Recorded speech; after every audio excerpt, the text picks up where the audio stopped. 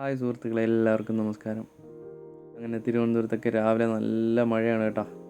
അങ്ങനെ ഞങ്ങളുടെ വിളയിലോട്ട് വന്നിരിക്കുവാണ്. അപ്പോൾ 2-3 കുലകളൊക്കെ പാകമായിട്ടുണ്ട് വെട്ടാൻ കണക്കിന്.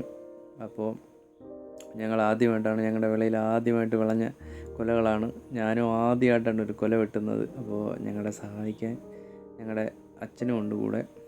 അച്ഛനെന്ന് പറഞ്ഞാൽ എൻ്റെ വൈഫിൻ്റെ അച്ഛനാണ് കേട്ടോ. അപ്പോൾ പുള്ളിക്കാരനുണ്ട് കൂടെ ഞങ്ങളെ സഹായിക്കാൻ വേണ്ടിയിട്ട്.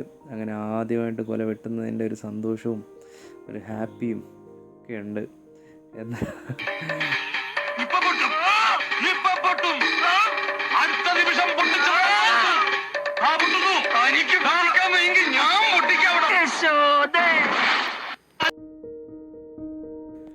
നമുക്കൊരു സന്തോഷം ഉണ്ടാകാൻ പിന്നെ വളരെ വലിയ കാര്യങ്ങളൊന്നും ആവശ്യമില്ല.